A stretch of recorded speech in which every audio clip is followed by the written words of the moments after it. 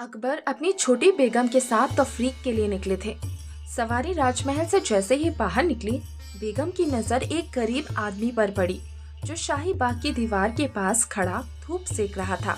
उसे देखते ही छोटी बेगम ने कहा, उफ, फिर वही मनहूस, अब दिन भर अकारण परेशान रहना होगा। क्या हुआ बेगम, ये क्या बोल रही हो? जहाँ पना शाही बाग की दीवार के सहारे जो आदमी खड़ा है वह मनहूस है। कई बार सुबह सुबह इसका चेहरा देखने को मिला और जितनी बार ऐसा हुआ मुझे खाना नसीब नहीं हुआ और दिन भर अकारण परेशान रहना पड़ा। अरे बेगम, तुम ये क्या बोल रही हो? तुम बादशाह की बेगम हो, तुम्हें खाना नसीब ना हो? ऐसे कैसे हो सकता है? जहाँपना, मेरी बात माने, आज हम तफरीक करने नहीं जाएंगे। बेगम ने अकबर से गुजारिश की।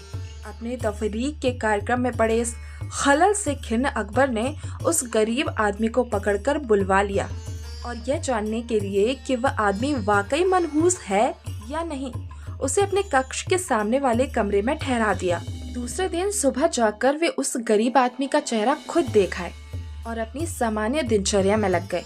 जब बादशाह भोजन करने गए तो छत पर चिपकी छिपकली न जाने कैसे सोरबे में टपक गई और गर्म सोरबे में गिरते ही मर गई।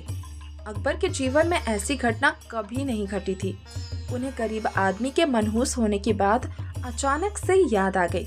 शाम तक कई ऐसी सूचनाएं उन्हें मिली जिनसे निराशा हुई। अब उन्हें विश्वास हो गया कि वह आदमी वाकई मनहूस है। उन्होंने उस आदमी को काल कोठरी में डाल देने की आज्ञा दे दी।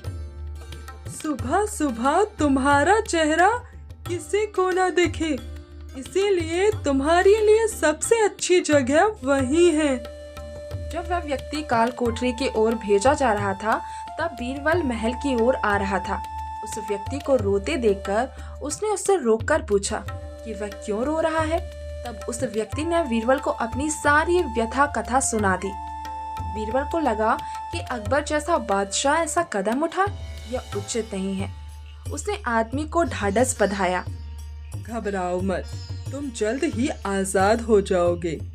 इसके बाद बीरबल अकबर के पास गया और अपना सिर पकड़कर बैठ गया।